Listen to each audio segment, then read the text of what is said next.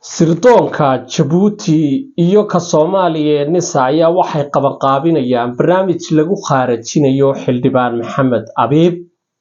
si la isaga horkeeno beesha Samaroon iyo Jamhuuriyadda Soomaaliland. arrintaasi oo aanu xogo fara badan aad uga soo baarnay ayaan doonaynaa inaan idinla wadaagay. marka hore barnaamijka share garee la wadaag asxaabtaada si uu gaaro dadka xukunka haystana min fadlak share garee subscribe dhabartan si aad uga mid ahaato follow dhabarteena Facebook iyo TikTok. ninka la yiraahdo Maxamed Abiib xaaladiisa wad la socotaan shirkii jaraa'id ee uu shalay qabtay aadka u kululaa waadinkii ogaa inuu laascaanood iyo xagga weeraray waadinkii ogaa inuu faratoon daf la yiri shalay toro waadinkii maalintii ogaa inuu ninkii faratoon intuu qaaday fakiyo ku yiri kun shay inuu wada hel ku yiri inuu kun shay oday 80 jiro يعني waxaa soo dhan Maxamed Abiib wuxuu iska dhigayaa nin beesha Samaroon la doonayo kursiga shirkadoonka oo kale oo ayna u qalmin يعني maadaama oo dhul bahantiyo dadkii maqan yihiin annagana sidoo kale laakiin arintu intaa way ka heesaraysaa. Maxamed Abiib wuxuu tagay dawladda Djibouti waxaanu la kulmay bartaasi Soomaaliya dadka socda iyo qolo la yiraahdo in kadibna waxa yimid nimankii la yiraahdo Awdal State isaga salaadiin Soomaaliland niman fara badan baa tagay Axmed Muumin Saad baa kamid ahaa rag fara badan baa tagay xildhibaanada jira ka yimid Yurub iyo dhankaasi oo dhuumasho ku yimid marka barnaamijka ugu weyn ee lagu soo tashaday waxa la yiri aynu isla fahanno wax sida markan ku leeyahay dilku bal adiga laftaada bal inaad aqliyadaada qiyaasta ku sheegay waxa nimanka dawladda Djibouti waxay diyaarisay 1500 oo qof oo askara nimankii dawladda Soomaaliya waxay keentay 700 oo qof oo ninka la yiraahdo Sadiq John uu keenay inta marka la isku daro waa dad 2000 iyo saayid ah waxa lagu yiri nimankii Samaroon ciidankiina keena si aan dagaal uga rigno Awdal dawladda Soomaaliya waxa tiri hadii aad dagaal ka ridaan Awdal waxaad helaysaan wax la yiraahdo Awdal State oo maamul goboleed dawladda Soomaaliya way idin helin doontaa lacag iyo balaayo saal idinku soo harqin doona halkaasi soo mara marka hore marka wax la yiraahdo ugaasku ha soo galo ugaasku markuu soo galo buu ka dhaco booramaha lagu soo dhaweeyo hal isxabadeeyo sidaas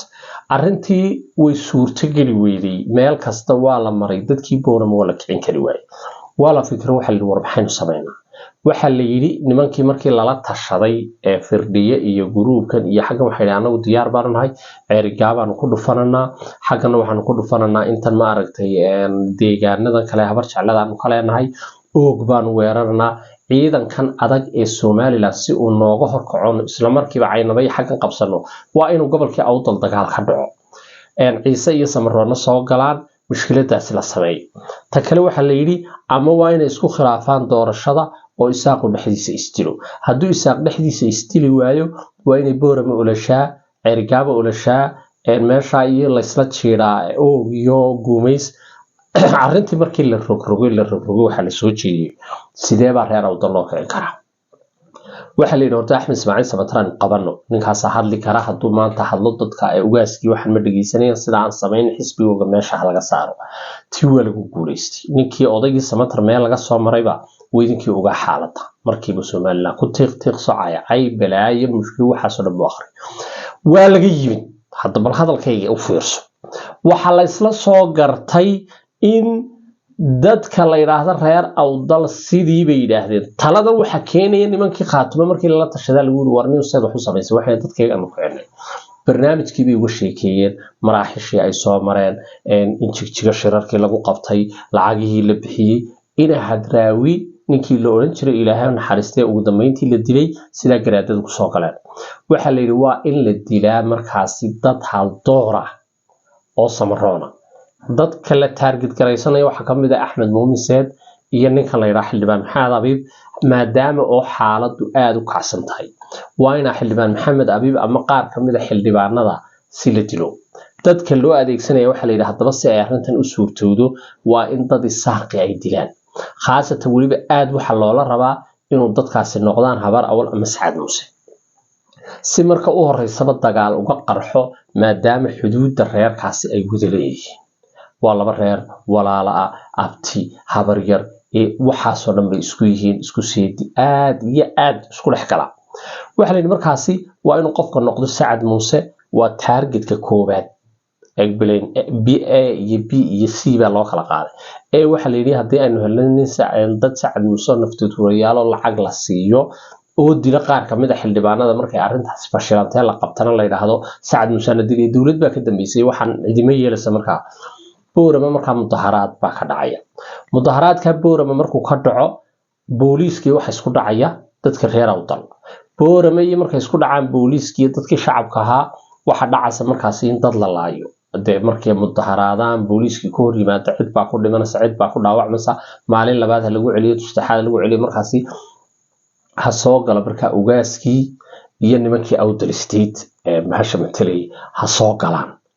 kadibna sidii nimankii ay yiraahdaan markaasi si aan mushkiladu si badan dadka la soo daayo calankii Awdal State la sido ugaaskii oo socda hawl sida u socota niman waaweyn booq xildhibaanada halkan ka soo jeedaan maadaama dad la laayay xildhibaanadiina wayna booraba tagaan maadaama oo ay jirto xaalad sensitive ay yiraahdaan Hargeysa isku aamini karno xaalad baa jirta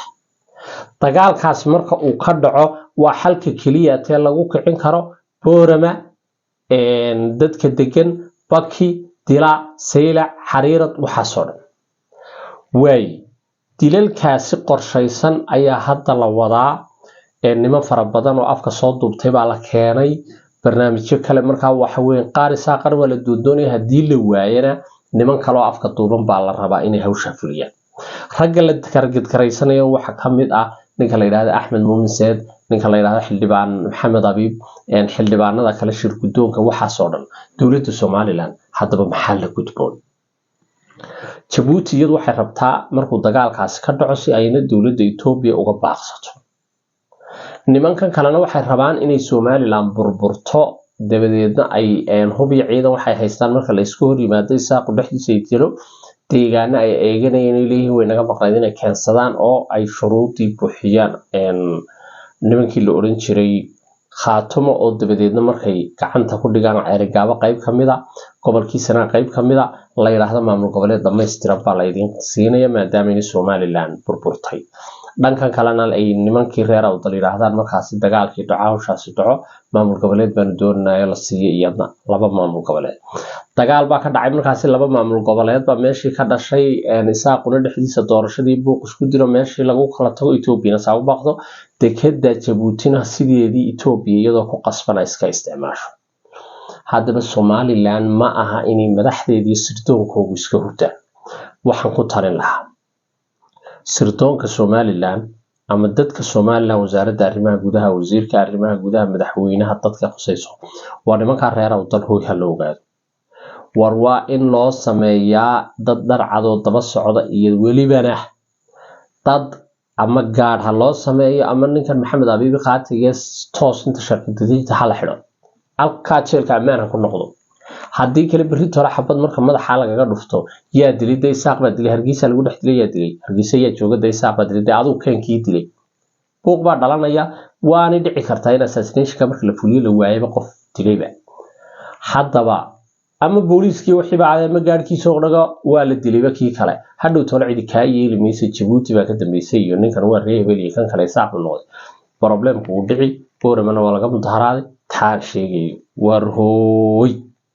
war wax maqlan nimanka xukunka haysto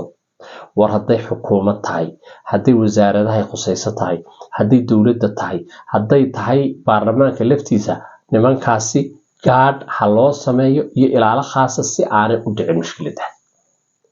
si aan looga faa'iideysan buuqa jira fursad aan uga banaanayn ay qorsheynayaan nimankaasi iyaan looga banaynay aad looga digtoonaan barnaamijka iga gaarsiiya meel kasto ay degayn Soomaaliland madaxdeeda iyo cidda barnaamijkaasi ku shuqul leh aad iga gaarsiiya fariin waaqan aad iyo aad baa idin salaamay